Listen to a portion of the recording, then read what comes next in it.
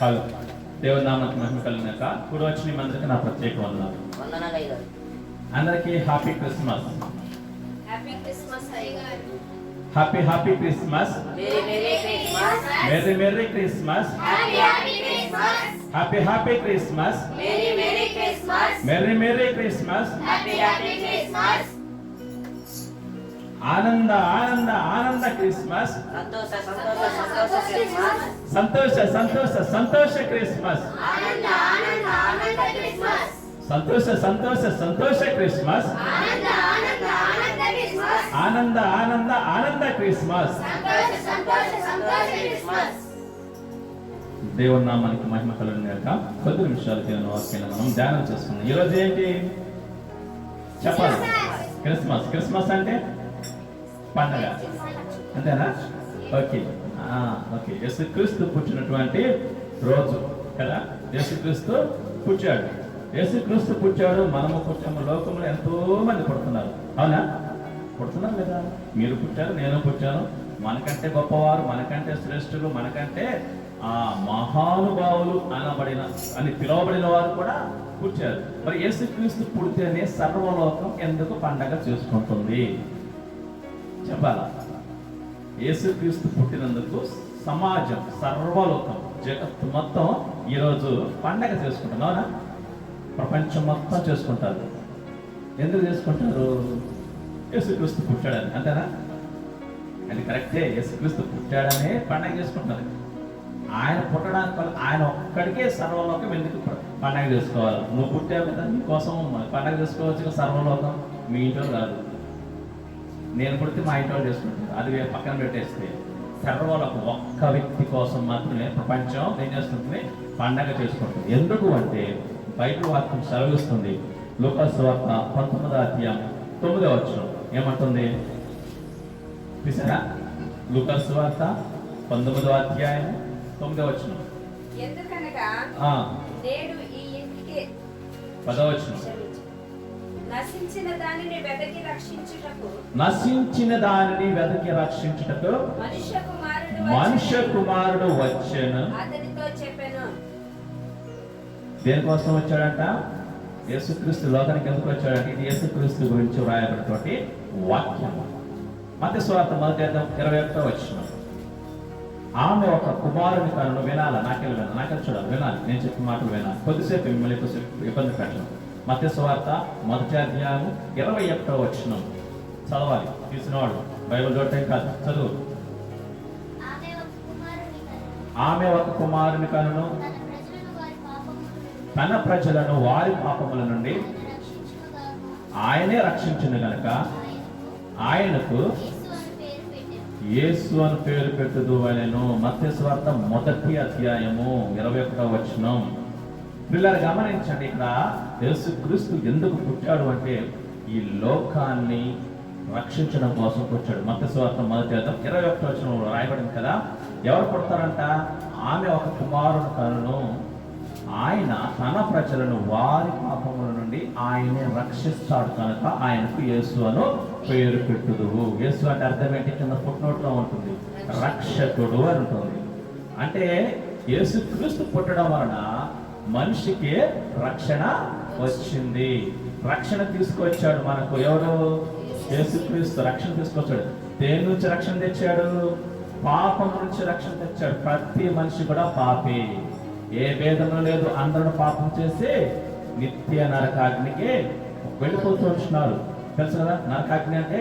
మీ భాషలో చెప్పాలంటే, మీకు తెలిసిన భాషలో చెప్పాలంటే యమలోకం అంటారు కొంతమంది, కానీ క్రిస్టియన్స్ అయితే నరకము అంటారు. ఆ నరకాన్ని తప్పించడం కోసం యేసుక్రీస్తు ఈ లోకానికి వచ్చాడు. తన ప్రజలు అంటే మనుషులు. యేసుక్రీస్తు దేవుడు. ఆయనే మనలను నిర్మించాడు, ఆయన మనను చేశాడు, ఆయన మనను పుట్టించాడు, ఆయన మనని ఈ భూమికి తీసుకొచ్చి భూమిని ఇస్తే ఈ సర్వ సృష్టిని ఏలమని మనిషికి అప్పగిస్తే మనిషి ఏం చేశాడు? ఈ సృష్టిని అంతా తీసుకెళ్ళి తనకున్నటువంటి అధికారాన్ని తీసుకెళ్ళి ఎవరి చేతిలో పెట్టాడు? అపవాది చేతిలో పెట్టేశాడు, సాతాను చేతిలో పెట్టేశాడు. దేవుడు ఏం చెప్పాడు అంటే నువ్వు ఈ సమస్త సృష్టిని ఏలు అని అధికారం ఇచ్చాడు. ఎవరికి?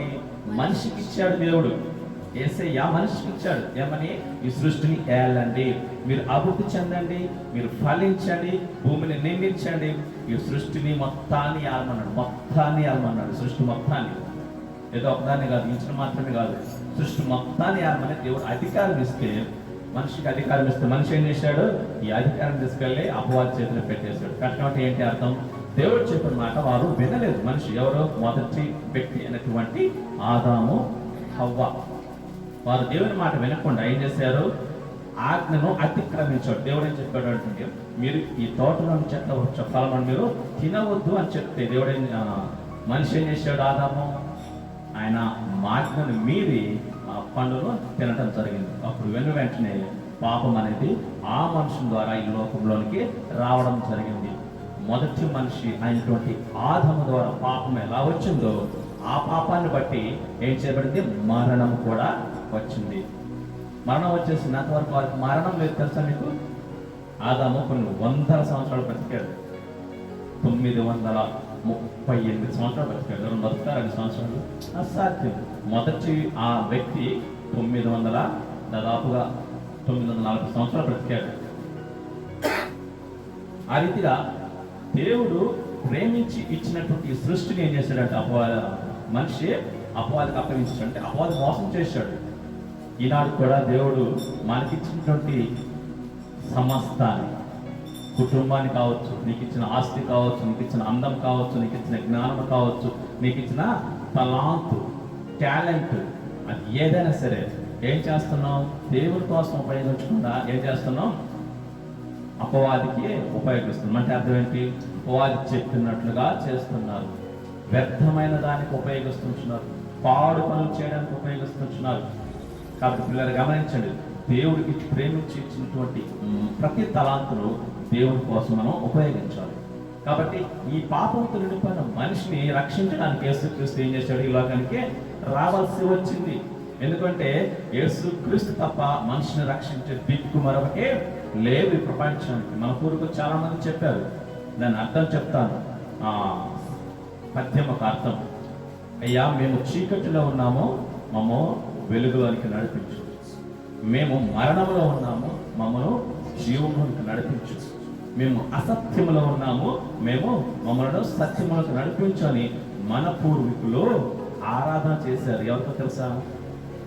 వారు దేవుడిని నమ్ముతున్నటువంటి సూర్యుడికి ఆరాధన చేశారు. కానీ సూర్యుడు దేవుడు కాదు. సృష్టిలో ఒక భాగం అంతే, ఒక నక్షత్రం, పెద్ద నక్షత్రం అంటే. అది వాస్తవం కూడా. మనిషి అన్నవాడు ఎక్కడున్నాడు? చీకటిలో ఉన్నాడు. పాపం అనే చీకటిలో ఉన్నాడు.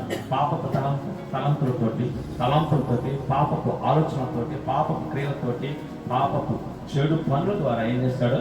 మనిషి నశించిపోయాడు. అలా నశించిపోయిన మనలను యేసయ్య మరలా మనుషుడికి ఈ లోకానికి రావాల్సి వచ్చింది. యెషయా గ్రంథం 6:9 ఏలయనగా మనకు శిశువు పుట్టాను, మనకు కుమారుడు అనుగ్రహించబడను, ఆయన భుజం మీద రాజ్యభారములను.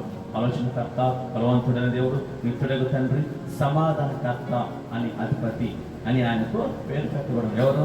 యేసుక్రీస్తు. ఇవన్నీ కూడా యేసుక్రీస్తు యొక్క లక్షణాలు. యేసుక్రీస్తు ఎలాంటి వాడు? యేసుక్రీస్తు అద్భుతకరుడు, ఆలోచనకర్త. దేవునికి ఎవరు కూడా చెప్పేవారు ఎవరు లేరు, ఆలోచన చెప్పేది ఎవరు లేరు. ఆయనే సమస్తం చేయగలడు, జ్ఞానవంతుడు. కాబట్టి ఆయన మాత్రమే పరిశుద్ధుడు. మనము అపరిశుద్ధులం, అపవిత్రులము. కాబట్టి మనలను నశించిపోతున్నట్టు మనలను నిత్య నరకం, ఆయన వెళ్ళాల్సిన మనలను దేవుడు ఏం చేశాడు? ఆ నిత్య నరకం నుంచి తప్పించడానికి ఈ భూమి మీదకి మనుషుడిగా రావాల్సి వచ్చింది.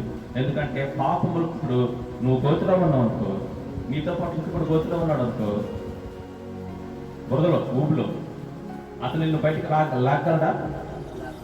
లాగలేడు. ఒకవేళ ఇద్దరు కలిసి గోతులో ఉన్నారు, గోతులో ఉన్నారు, నిన్ను అతను బయటకు తీసుకురాగలడా? తీసుకురాలేడు. అలాగే మనుషులందరూ కూడా ఎలా ఉన్నారు? పాపముతో నిండిపోయి ఉన్నారు. పాపముతో నిండిపోయిన వ్యక్తి, పాపంలో వ్యక్తి మళ్ళా పరిశుద్ధుడికి చేయగలడా? చేయలేడు. ఎవరు సాయం చేస్తాడు? నువ్వు గోతులో ఉన్నప్పుడు పైన ఉన్న వ్యక్తి నీకు సాయం చేస్తాడు. అవునా? తాడు ఇచ్చి, లేకపోతే చెయ్యి ఇచ్చి పైకి లాగుతాడు, అంతే కదా. అలాగే మనుషులందరూ కూడా చెడిపోయి ఉన్నారు. బైబిల్ గ్రంథం చెప్తుంది, నీతిమంతుడు లేడు, ఒక్కడు కూడా లేడు. అందరూ పనికి మారిన వారు, పాపం నిండిపోయిన వారు. బైబిల్ గ్రంథం చెప్తుంది. అది కారణము 6వ అధ్యాయం 5వ వచనంలో మనుషుని హృదయం ఎలాంటంట, బహు చీకటి, చిన్ననాటి నుంచి చెడిపోయినట. ఇర్మీయా గ్రంథం 17వ 9వ వచనం, హృదయము అన్నిటికంటే మోసకరమైనటువంటిది. ఈ హృదయంలో నుంచి అనేక చెడు తలంపులు వస్తాయి. అవి ఆచరణ పెట్టి మనిషి అనేక పాపాలు చేస్తున్నాడు, దుర్మార్గుడిగా బ్రతుకుతున్నాడు. ఇలాంటి చెడిపోయిన వ్యక్తిని, ఇలాంటి పాపంతో నిండిపోయిన వ్యక్తిని, ఇలా పాపము చేత కట్టబడినటువంటి వ్యక్తిని దేవుడు ఏం చేశాడు? యేసయ్య మనుషుడిగా ఈ లోకానికి రావాల్సి వచ్చింది. ఆయన దేవుడుగా వస్తే ఎవరు కూడా తప్పుకోలేరు. అవునా? దేవుడు చాలా మంది అనుకుంటారు ఆయన దేవుడు అయినప్పుడు దేవుడిగానే రావచ్చుగా, మహిమలు చేయొచ్చుగా, మాయలు చేయొచ్చుగా, అద్భుతాలు చేసింది. కానీ ఆయన దేవుడిగా ఉన్నట్టుగా వస్తే ఈ భూమి కూడా ఉన్నట్టు, భూమి కూడా, ఈ సృష్టి కూడా, విశ్వమే కాలిపోతుంది. ఆయన ఉండే స్థలం బహు భయంకరమైన స్థలం, అమరత్వముగా. ఎలా ఉంటుందంట ఆయన ఉండే స్థలము? తెస్సలోనికీ గ్రంథం మనకు కనపడుతుంది కదా. ఆయన ఎలా ఉంటాడంట, ఎవరు కూడా సమీపించలేని మహామహిమలో, మహా వెలుగు చేత నిత్యము ప్రకాశిస్తూ ఉంటాడనమాట. అలాంటి దేవుడు ఉన్నపాటుగా వచ్చేస్తే ఎవరు కూడా తట్టుకోలేరు.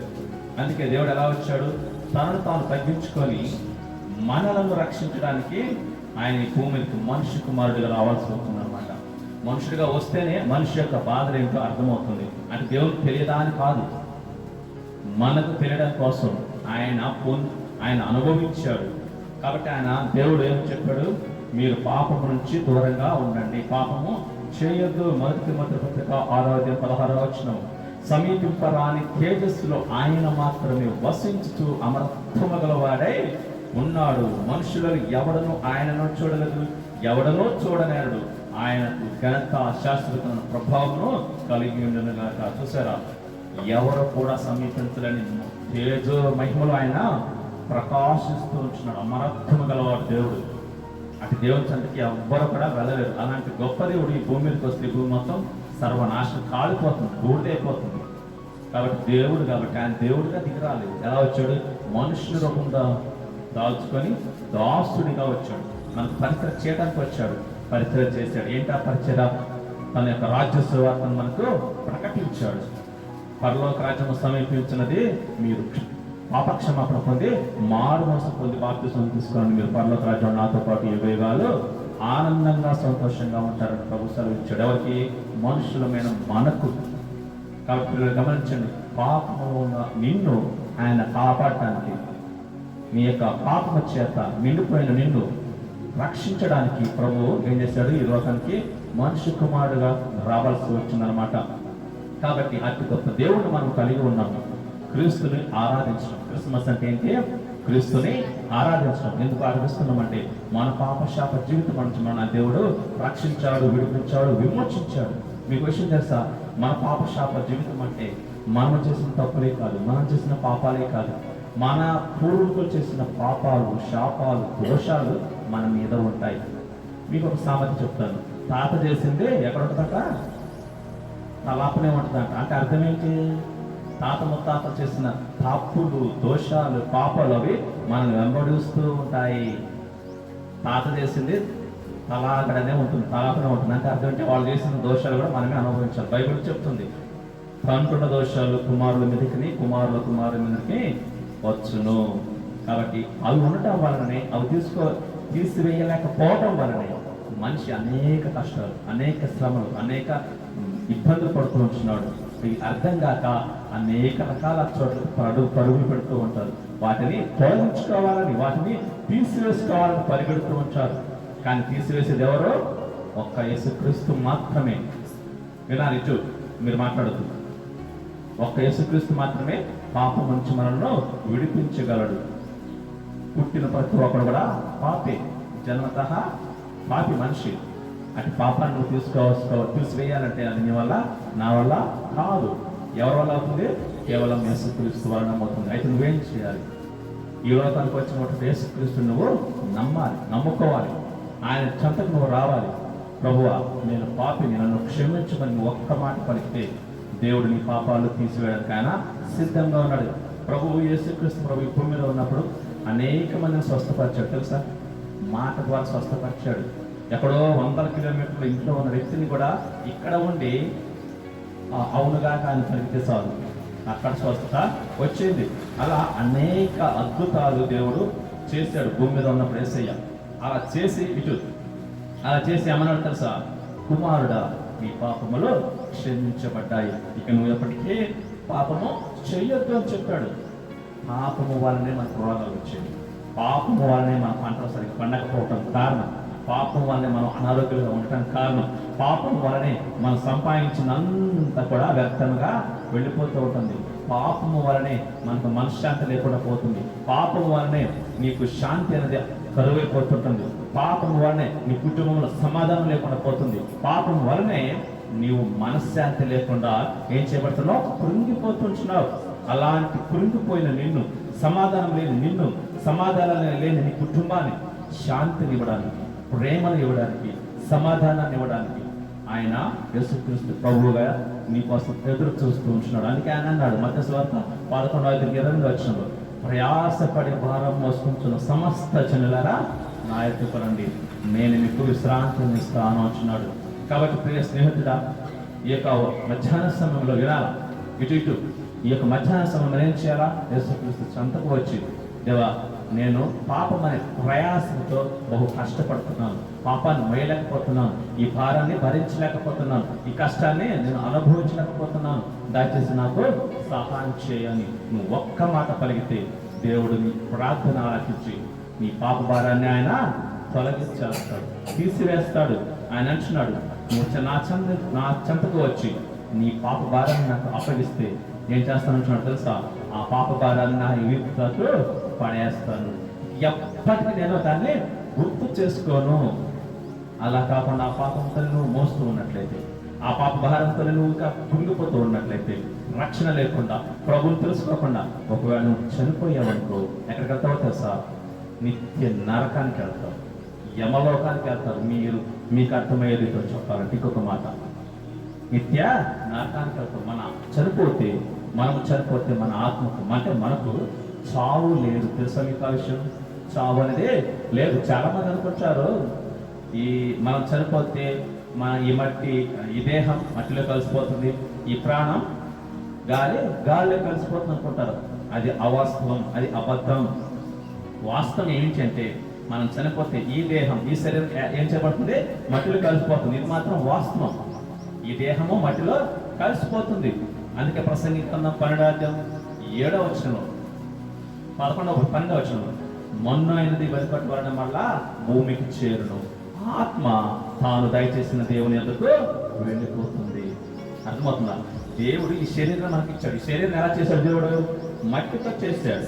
ఒక బొమ్మను చేసి ఆ బొమ్మకి ఊపిరిని ఊదాడు, జీవవాయువును ఊదాడు. అప్పుడు మనిషి జీవాత్మ అయ్యాడు. ఆయనే ఆదాం, మొదటి మనిషి. ఆ మొదటి మనిషి నుంచి మనము బయటకు వచ్చాము. కాబట్టి శరీరం మట్టి. అందుకే మనం ఎన్నిసార్లు రుద్దినా, ఎన్నిసార్లు స్నానాలు చేసినా, ఎంత చేసినా కానీ ఏమొస్తుందో మన శరీరం నుంచి రుద్దకపోతే మట్టి వస్తుంది. ఎలా నుంచి వస్తుంది మరి ఈ మట్టి? ఈ భూమి మీద ఉన్న మట్టి. కాబట్టి మనం తిరిగి ఈ మట్టిలో కలిసిపోవాలి. కాబట్టి ప్రియులరా గమనించండి, మనం ఒక చనిపోయామనుకో ఈ శరీరం మట్టిలో పోడ్చబడుతుంది లేదా కాల్చబడుతుంది. అవునే కదా? ఈ రెండే కదా. ఎటు చేసినా కానీ భూమిలో కలిసిపోవాల్సిందే. కానీ మనము అంటే మన ఆత్మ, మనమే, నేనే, నీకు నువ్వే. ఎక్కడికి వెళ్తావు? వెళ్తే దేవుని దగ్గరికి వెళ్ళాలి, లేదంటే నిత్య నరకానికి వెళ్ళాలి.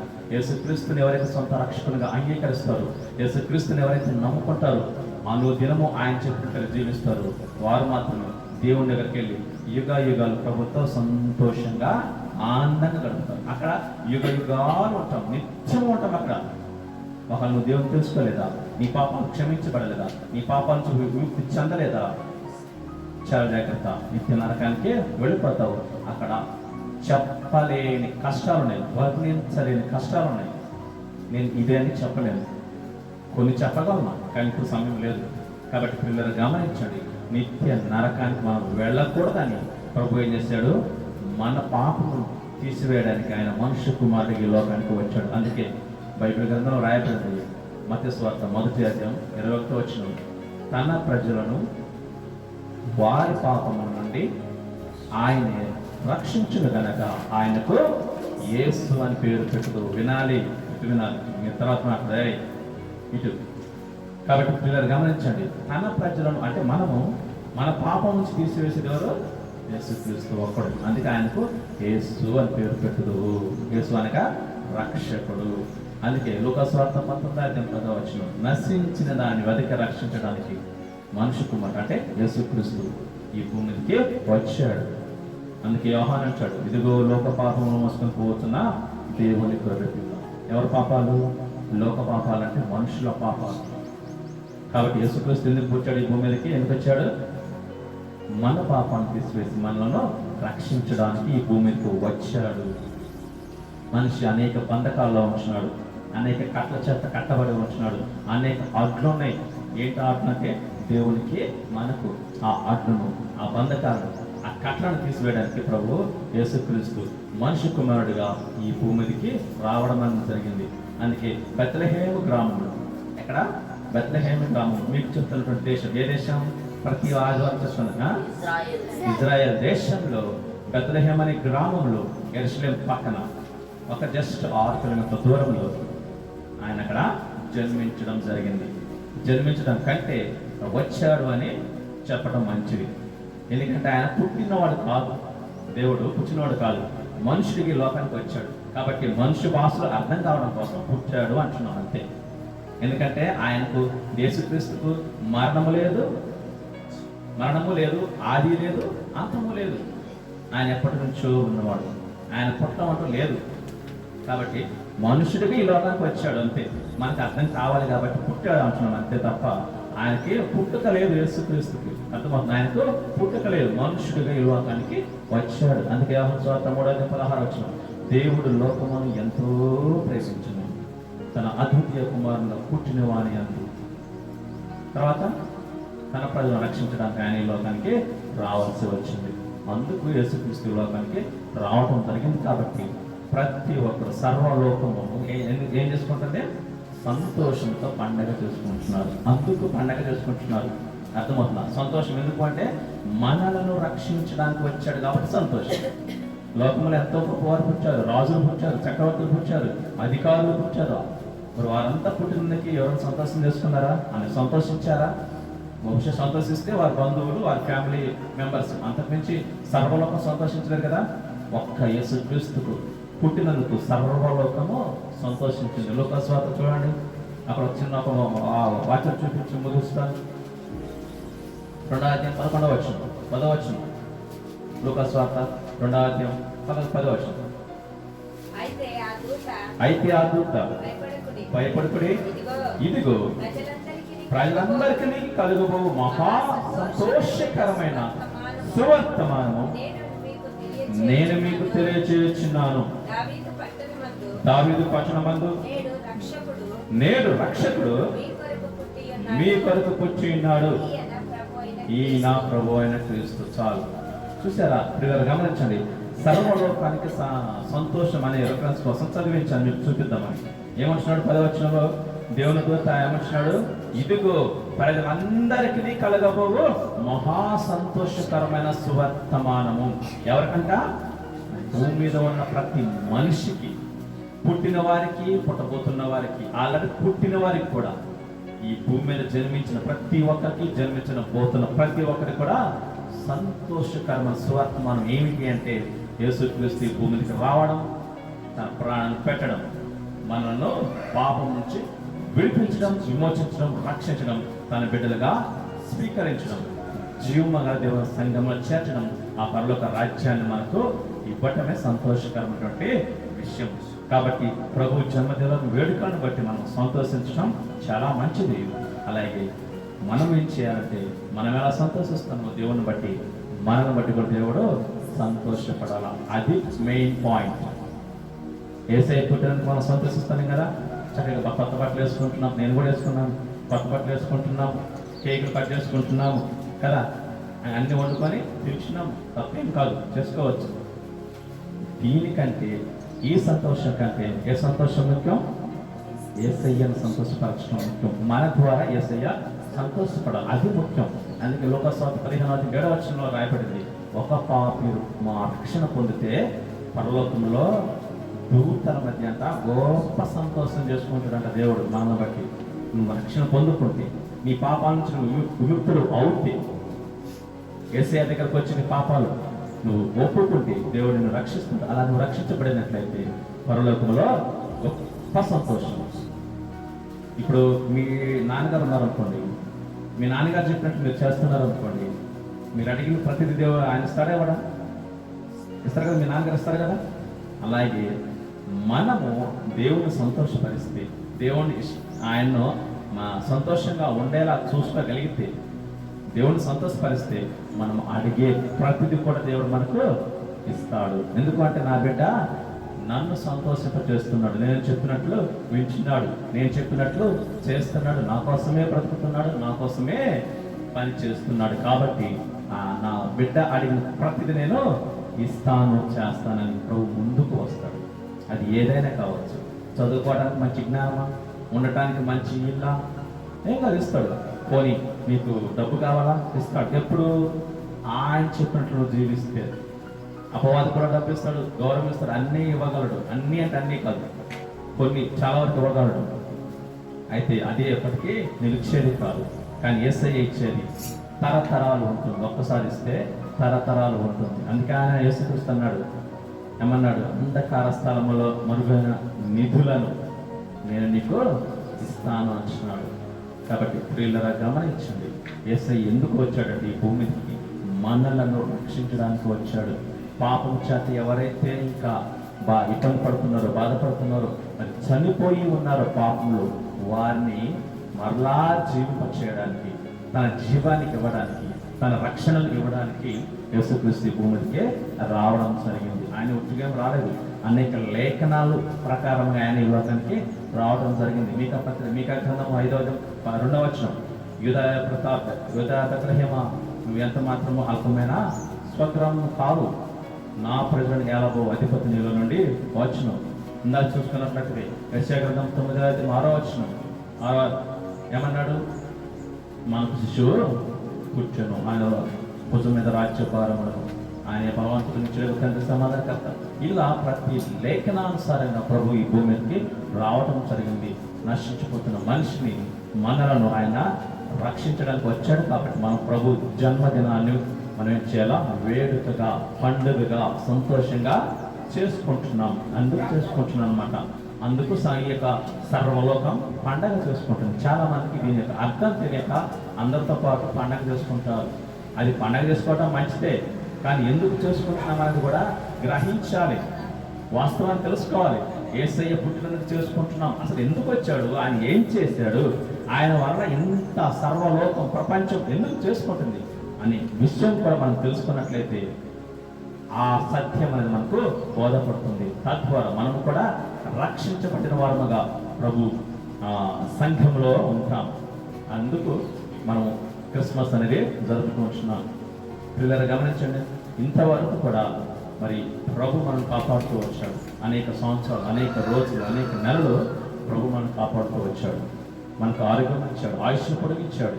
ఎందుకు అంటే ఇకనైనా నువ్వు ప్రభు సన్నిధికి వస్తావని, ఇకనైనా నిజ దేవుడిని తెలుసుకుంటావని, ఇకనైనా నువ్వు సత్యాన్ని గ్రహిస్తావని, ఇకనైనా ఆ నిజ దేవుడు అంటే యేసయ్యకు నువ్వు వస్తావు అని నీకు దేవుడు మరొక అవకాశం ఇచ్చాడు, మరొక దినాన్ని ఇచ్చాడు, మరొక సంవత్సరాన్ని ఇచ్చాడు. కాబట్టి పిల్లలు గమనించండి, మనం ప్రభు యొక్క ఆలోచనానుసారంగా నడుచుకున్నట్లయితే ప్రభు మనం నిత్యం ఏం చేస్తాడు, ఆ పరలోక రాజ్యం తనతో పాటు యుగ యుగాలుగా సంతోషంగా ఉండేలాగా చేస్తాడు. కాబట్టి మీరు కూడా యేసయ్యను తెలుసుకోండి, వాస్తవం ఏంటో గ్రహించండి, సత్యం ఏంటో తెలుసుకోండి. అందుకే యేసయ్య అన్నాడు, ఇందాక నేను చెప్పాను కదా, మన పూర్వీకులు ఏమన్నారు, ఒక పద్య రూపంలో, నేను అసత్యములో ఉన్నాను, సత్యములకు నడిపించు, నేను మరణములో ఉన్నాను, జీవములకు నడిపించు, నేను చీకటిలో ఉన్నాను, అంధకారంలో ఉన్నాను, నన్ను వెలుగులోనికి నడిపించమన్నాడు. ఈ మూడింటికి ఆన్సర్ ఎవరో తెలుసా? చూపిస్తారు యోహాను సువార్త 14:6. ఈ యొక్క క్వశ్చన్కి ఆన్సర్ యోహాను సువార్త 14:6 చదవాలి. యేసు చెప్పాను, నేనే మార్గము, సత్యమును జీవమును నా ద్వారా తప్ప మోక్షమునకు ఎవడు కూడా రాలేడు అని ప్రభు చెప్తున్నాడు. మన పూర్వీకులు చేసిన ఆరాధన ఏంటి? చీకటిలో ఉన్నాను, నన్ను వెలుగులోనికి నడిపించు. అసత్యములో ఉన్నాను, నన్ను సత్యములోనికి నడిపించు. నేను మరణంలో ఉన్నాను, దేవా నన్ను జీవములోకి నడిపించమన్నాను. అడిగిన ప్రశ్నకు సమాధానం ఇక్కడ బైబిల్లో ఉందన్నమాట. ఏమంటున్నాడు? నేనే వెలుగును. యేసయ్య ఏమంటున్నాడు?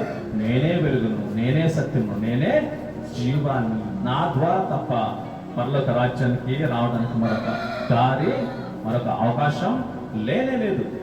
అందుకు యేసుక్రీస్తు భూమికి వచ్చాడు. అందుకు మనం పండగ చేసుకుంటున్నాం ప్రభువుని బట్టి. ఎందుకంటే మనుషులందరినీ తన ద్వారా ఆ యొక్క పరలోక రాజ్యంలో ఉండాలని ప్రభు ఆశపడుతున్నాడు.